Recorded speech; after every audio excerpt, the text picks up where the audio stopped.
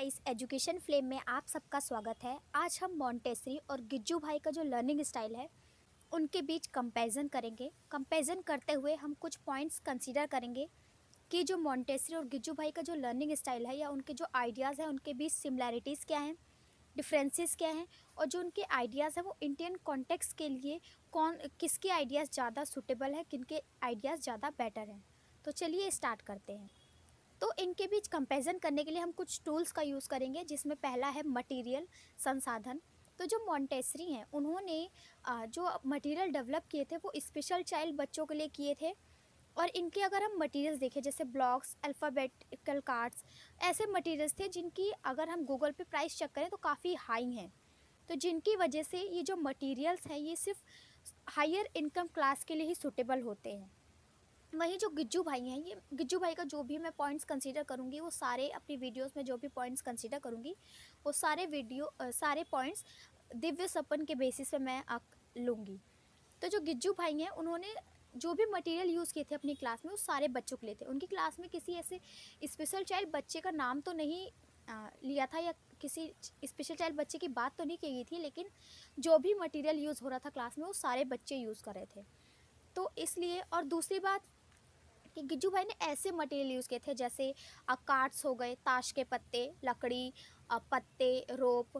तो इस तरह से ऐसे मटेरियल यूज़ किए थे जो कि किसी भी इनकम क्लास के बच्चे ईज़िली उनके पास अवेलेबल होते हैं, वो ईज़िली उस चीज़ को यूज़ कर सकते हैं।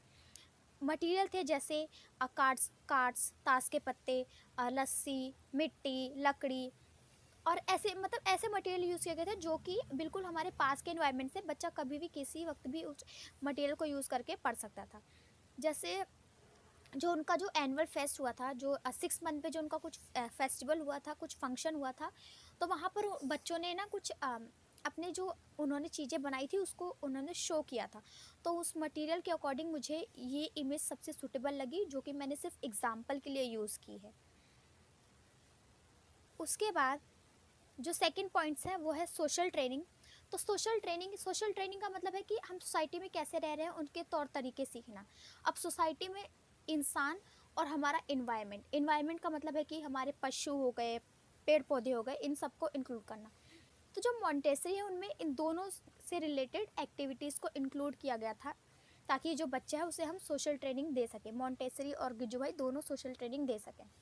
तो जो मॉन्टेसरी है वहाँ पे ऐसी मॉडलिटीज़ यूज़ की गई थी जो कि पर्सनल केयर से रिलेटेड थी, जैसे क्लीनिंग, ड्रेसिंग, शूज़, अपने शूज़ के लेस बांधना, अपनी साफ़ सफाई का ध्यान रखना। और ऐसी मॉडलिटीज़ जो कि इन्वायरमेंटल केयर से भी रिलेटेड थी, जैसे एनिमल्स को खाना खिलाना, प्लांट्स की देख रेख करना, प्लांट्स को पानी देना, प्लांट्स के आसपास सफाई करना। तो इस तरह से पर्सनल और इन्वायरमेंटल दोनों केयर को मॉन्टेसरी में जगह दी गई थी, जिसकी वजह से बच्चे की सोशल ट्रेनिंग अच्छे से हो पा रही थी। तो वहीं जो गिज्जू भाई हैं उन्होंने भी पर्सनल केयर को इम्पोर्टेंस दी थी, क्योंकि जब वो स्कूल में आए उन्होंने देखा कि जो बच्चे हैं काफ़ी गंदे तरीके से आ रहे हैं, उन्होंने साफ़ सफाई का बिल्कुल भी ध्यान नहीं दिया है। तो उन्होंने पढ़ाई से पहले सबसे पहले बच्चों को साफ़ सफाई का ही महत्व समझाना उचित समझा। और उन्होंने बच्चों को, जब उन्होंने माता-पिता से बात की तो उसके बाद भी कोई अच्छा रिज़ल्ट नहीं मिला, तो उन्होंने खुद बच्चों के नाखून कटवाए, उनके हाथ-पैर धुलवाए, उनके बाल वग़ैरह सही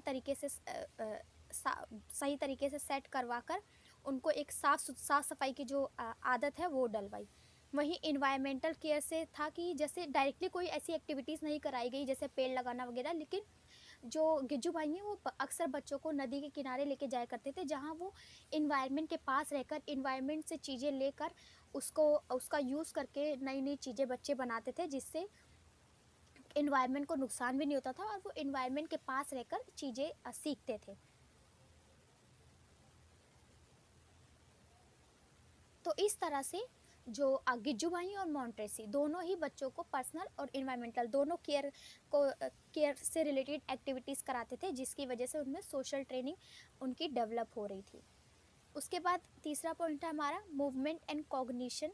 तो जो मॉन्टेसरी हैं वो कहती हैं कि अगर अगर मोबिलिटी नहीं होगी तो वहाँ पे ऑब्जर्वेशन नहीं होगी, और ऑब्जर्वेशन नहीं होगी तो लर्निंग नहीं होगी। उसके बाद वो कहती हैं कि कि जो मतलब जो लर्निंग का जो इन्वायरमेंट है वो बिल्कुल एकदम बड़ा होना चाहिए। तो मोंटेसरी ने ऐसे मटेरियल्स भी यूज़ किए थे, मतलब अगर हम ब्लॉग्स वगैरह को छोड़ दें तो वो इन्वायरमेंट के पास रहकर बच्चों को सीखने के लिए मोटिवेट करती थी। इन्वायरमेंट से रिलेटेड काफ़ी अगर गूगल पे भी हम सर्च मारें तो काफ़ी वीडियोस हैं जहाँ पर दिखाया गया कि कौन कौन से मटेरियल मोंटेसरी यूज़ करते हैं। तो उसमें हम देख सकते हैं कि बच्चे इन्वायरमेंट के पास रहकर इन्वायरमेंट को एक मटेरियल की तरह यूज़ कर रहे हैं। तो इस तरह से उनका जो मटेरियल का सोर्स है वो बहुत लार्ज हो गया, उनकी लर्निंग का जो एरिया है वो बहुत बड़ा हो गया है, क्योंकि इन्वायरमेंट से बड़ा तो लर्निंग का एरिया कुछ हो ही नहीं सकता। उसके बाद वो कहती हैं, उन्होंने जो मोंटेसरी है, उन्होंने जो रीजनिंग स्किल्स हैं उसकी डेवलपमेंट, जो पावर ऑफ रीजनिंग स्किल्स हैं उससे ज़्यादा उन्होंने सेंसेस के डेवलपमेंट पे फोकस किया। उनका मानना था कि बच्चा है जो किसी चीज़ को ऑब्जर्व करने के लिए वो सबसे पहले अपनी सेंसेस के थ्रू किसी चीज़ के कांटेक्ट में आता है, उस सेंसेस के थ्रू किसी चीज़ को ऑब्जर्व करता है। उसके बाद वो उसके बीच कंपैरिजन करता है, उसके बाद उसके बीच वो उनके अपने सही और गलत के हिसाब से वो अपनी रीजनिंग डेवलप करता है। तो इस तरह से पहले बच्चे की सेंसेस डेवलप होनी चाहिए, उसके बाद वो रीजनिंग पावर पर फोकस करती हैं। वहीं जो गिज्जू भाई हैं, गिज्जू भाई ने भी ऐसी एक्टिविटीज़ यूज़ की जिसकी वजह से क्लास में मूवमेंट हो पाए और मूवमेंट की वजह से लर्निंग हो पाए। जैसे मैंने अभी पहले ही बात की, जो गिज्जू भाई हैं उन्होंने वो अक्सर बच्चों को नदी किनारे लेके जाया करते थे। वहाँ पे बच्चे अपने आप अपने दोस्तों के साथ खेलते थे, अपने अकॉर्डिंग अपनी चीज़ें बनाते थे वहाँ के आसपास की चीज़ों का प्रयोग करके। और दूसरा कि जैसे जब वो भूगोल पढ़ा रहे थे, जियोग्राफी पढ़ा रहे थे, तो उस वक्त उन्होंने माइंड मैप, जो मैप बनाते हैं, जो बच्चों को मैप का कॉन्सेप्ट सिखाया जाता है, उसके लिए वो बच्चों को स्कूल से नदी लेके जाया करते थे, नदी तक लेके जाया करते थे, स्कूल से उनकी जो गलियां हैं वहाँ घुमाने ले जाया करते थे। तो इस तरह से बच्चे घूमते फिरते उनकी लर्निंग पॉसिबल हो पा रही थी। उसके साथ साथ जो बच्चे हैं वो जब वो कहानियाँ सुना रहे थे तो कहानियों के थ्रू वो बच्चे एकदम बारीक से बारीक इन्फॉर्मेशन को भी एक्सपीरियंस कर रहे थे, और उन्हीं एक्सपीरियंस के बेसिस पे जो एक्सपीरियंस के बेसिस पे जो बच्चे हैं उन्होंने ड्रामा डेवलप किया था। उसी ड्रामे को उन्होंने पूरे स्कूल के सामने प्रेजेंट किया था, जो दिखाता है कि जो बच्चे हैं वो कैसे चीज़ों को एक्सपीरियंस करके, कैसे उनकी अनुभूति करके वो लर्निंग को पॉसिबल बना पाते हैं, उनकी लर्निंग में हेल्प करती हैं ऐसे छोटे छोटे मूवमेंट और अनुभूतियाँ, मूवमेंट एंड कॉग्निशन। उसके बाद अगला पॉइंट है फ्रीडम और चॉइस। तो जो मॉन्टेसरी है वहाँ पे जो बच्चा है उसको अपॉर्चुनिटी दी जाती थी कि वो चूज़ करने की कि वो क्या करना चाहता है और कितने समय के लिए करना चाहता है। तो जिसकी वजह से जो बच्चा है जब वो अपने इंटरेस्ट के अकॉर्डिंग किसी कॉन्सेप्ट को, किसी मटेरियल को लेता था, और उस क्योंकि जब वो इंटरेस्ट से कर रहा है तो उसमें काफ़ी अच्छे से वो एकदम फोकस से उस चीज़ को करेगा, और उसकी वजह से वो काफ़ी लंबे समय तक बच्चा उसी टास्क में इन्वॉल्व रहता था, जिसकी वजह से उसके अंदर सेल्फ कंट्रोल और सेल्फ मोटिवेशन की क्वालिटीज़ डेवलप हो रही थी। क्योंकि जब बच्चा अपने इंटरेस्ट के अकॉर्डिंग लंबे समय तक किसी टास्क को करे जा रहा है, उसी के बीच इन्वॉल्व है, उसी के बीच एकदम फोकस है, तो वो खुद ही उस एक्टिविटी के आसपास इतना अपने आप को एकदम कर लेगा कि वो खुद ही सेल्फ कंट्रोल हो जाएगा, उसे खुद ही उस टास्क के लिए इतना मज़ा आएगा कि वो बिना किसी के बोले, बिना किसी के रोके टोके उस टास्क को वो करेगा। तो यही कि सेल्फ कंट्रोल की क्वालिटीज़ बच्चे में डेवलप होती हैं, जिसके कारण जो बच्चा है वो लर्निंग प्रोसेस का पार्ट बन पाता है।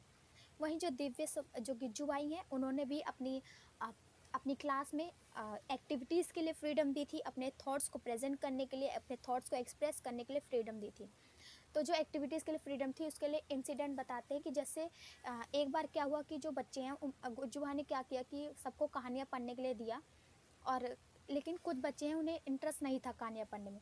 तो गिज्जू भाई ने उनको कहा कि अगर जिनको कहानियाँ पढ़ने में इंटरेस्ट नहीं है वो कोई और एक्टिविटी भी कर सकते हैं। तो इस तरह से बच्चों को उन्होंने वहाँ पे freedom the different different activities करने के लिए अपनी मर्जी के अकॉर्डिंग। और वहीं एक बार क्या हुआ कि जो बगल की क्लास थी वहाँ पे उनके जो सर थे वो किसी बच्चे को मार रहे थे। तो उसके कॉन्टेक्स्ट से रिलेटेड जो क्लास में डिस्कशन चल रही थी गिज्जू भाई और बच्चों के बीच, तो जो बच्चे हैं काफ़ी अच्छे से अपने थॉट्स को प्रेजेंट कर रहे थे, क्योंकि कि वो जो बच्चा है वो खुद ही नहीं पढ़ता, अभी तो वो पिट जा रहा है, लेकिन जब घर जाएगा तो वो खूब सर को गालियाँ देगा और खूब सर को उल्टा सीधा बोलेगा, उनके लिए गलत शब्द यूज़ करेगा। तो इस तरह से मतलब बिना डरे ऐसी बातें वो टीचर के सामने अपनी थॉट्स को प्रेजेंट कर रहे थे। तो इस तरह से जो गिज्जू भाई की क्लास थी उसमें भी एक्टिविटीज़ और थॉट्स दोनों को एक्सप्रेस करने के लिए फ्रीडम और चॉइस थी। तो जिसकी वजह से जो बच्चे हैं, गिज्जू भाई की क्लास में भी बच्चे हैं, वो लर्निंग प्रोसेस का पार्ट बन पा रहे थे। उसके बाद अवॉइड एक्सटर्नल फैक्टर्स। तो जो मॉन्टेसरी हैं वो बिलीव करती हैं, Montessori believe that through rewards the child would be excited for some time but the situation would be the same when the rewards stop. तो इसके अंदर वो कहना चाहते हैं कि जो मॉन्टेसरी कहना चाहते हैं कि बच्चा है, अगर उसको हम रिवार्ड दे रहे हैं तो कुछ समय के लिए तो वो एक्साइटेड हो जाएगा, कुछ समय के लिए तो आपने जो भी कहा है वो कर लेगा, लेकिन कुछ समय बाद उस बच्चे की जो रियल सिचुएशन है कि वो जहाँ पे वो किसी टास्क को नहीं करना चाहता, वो वापस से उसी सिचुएशन में आ जाएगा। उसके बाद वो कहती हैं कि जो सेल्फ इनकरेजमेंट है वही ट्रू लर्निंग का की है। उनके अकॉर्डिंग अगर बच्चा सेल्फ मोटिवेटेड है, किसी चीज़ के लिए बहुत ज़्यादा इंटरेस्टेड है, बहुत ज़्यादा विलिंग है, तो वो उस चीज़ को करेगा बिना किसी रिवार्ड के, बिना किसी एक्सटर्नल फैक्टर के। वहीं जो गिज्जू भाई हैं उन्होंने भी कोई ऐसे एक्सटर्नल रिवार्ड यूज़ नहीं किए थे। उन्होंने जैसे उन्होंने अपनी टीचिंग स्टाइल में ऐसी कहानियाँ यूज़ की थी जिसकी वजह से जो बच्चे हैं वो कहानियाँ सुनते सुनते इतने गुम हो जाते थे कि छुट्टी हो जाती थी, उन्हें पता नहीं चलता था। वो छुट्टी के बाद भी घर नहीं जाना चाहते थे, और जब सर गिज्जू भाई उन्हें घर भेजते तो अगले दिन वो टाइम से पहले ही आ जाते थे। तो इस तरह से जो बच्चे हैं वो सेल्फ मोटिवेटेड थे, जो गिज्जू भाई की कहानियाँ सुनने में इतने मोटिवेटेड थे कि वो सेल्फ अपने आप को, मतलब किसी रिवार्ड की ज़रूरत ही नहीं थी, वो खुद ब खुद आप स्कूल आते थे डेली ताकि वो कहानियाँ, नई नई कहानियाँ सुन पाएँ। फिर धीरे धीरे ऐसे ही करते करते आगे जो उन्होंने लर्निंग मटेरियल यूज़ किए, जैसे कार्ड्स के थ्रू पढ़ाना और नदी के पास घुमाना, गलियाँ घुमाना, खेल कूद के पढ़ाना, इस तरह से उन्होंने ऐसे पेडागोजी स्टाइल यूज़ किया जिससे बच्चों को काफ़ी इंटरेस्ट आया, और इंटरेस्ट के अकॉर्डिंग वो खुद सेल्फ मोटिवेटेड हुए गिज्जू भाई की क्लास में आने के लिए, और जो लर्निंग है उसको पाने के लिए, लर्निंग को जो भी लर्निंग है उसका हिस्सा बनने के लिए। उसके बाद नेक्स्ट पॉइंट है पीयर लर्निंग। तो पीयर लर्निंग है, वहाँ पे जो मॉन्टेसरी है उसमें 3 से 6, 6 से 9 और 9 से 11 सभी एज के जो बच्चे हैं वो एक ही क्लासरूम में बैठते थे, एक ही क्लासरूम में पढ़ते थे। तो जिसकी वजह से होता क्या था कि वो एक दूसरे को देखकर सीखते थे। जो छोटे बच्चे हैं वो अपने सीनियर्स को देख के सीखते थे, अगर उन्हें कुछ नहीं आता था तो वो अपने सीनियर्स की हेल्प ले सकते थे। और इसी तरह छोटे और बड़े सब एक साथ मिलकर एक यूनिट की तरह, एक टीम की तरह काम करते थे, और अपने जो लर्निंग प्रोसेस है उसको आगे बढ़ाते थे। वहीं जो गिज्जू भाई हैं उन्होंने भी पीयर लर्निंग को इम्पोर्टेंस दी है। जैसे एक इंसिडेंस था कि क्या हुआ कि सबकी कॉपियाँ चेक हो रही थी, तो बच्चों ने बोला कि सर अब बताओ कौन ऊपर चढ़ा कौन नीचे, मतलब कि किसके ज़्यादा नंबर आए और किसके कम आए। तब गिज्जू भाई ने बोला कि हम सब इस क्लास में हम सब इक्वल हैं, हम सब बराबर हैं, हमारे यहाँ कोई ऊंचा नीचा नहीं है।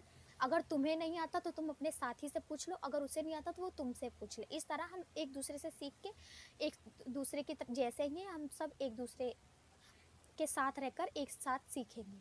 तो इस तरह से जो गिज्जू भाई हैं उनके जो विचार थे उनमें साफ साफ दिखता है कि वो पीयर लर्निंग को पीयर लर्निंग को सपोर्ट करते हैं, कोलैबोरेटिव लर्निंग को सपोर्ट करते हैं। क्योंकि वीडियो काफ़ी लंबी हो गई है तो जो हम आगे के जो और पॉइंट्स हैं उनको हम अपनी नेक्स्ट वीडियो में करेंगे। अगर आप यहाँ तक आ गए हैं तो पक्का आपको वीडियो अच्छी लगेगी। अगर वीडियो अच्छी लगे तो वीडियो को लाइक करें, चैनल को सब्सक्राइब करें, और कमेंट बॉक्स में बताएं कि आपको और कौन सी वीडियोस चाहिए, या जो भी वीडियो से रिलेटेड सजेशन है वो ज़रूर दें। और चैनल को सब्सक्राइब करना बिल्कुल ना भूलें, और शेयर करना ज़रूर करें। शेयर करना तो बिल्कुल ना भूलें, शेयर ज़रूर करें, क्योंकि आपके एक शेयर से हमें बहुत ज़्यादा सपोर्ट मिलता है। मिलते हैं नेक्स्ट वीडियो में, तब तक के लिए बाय बाय।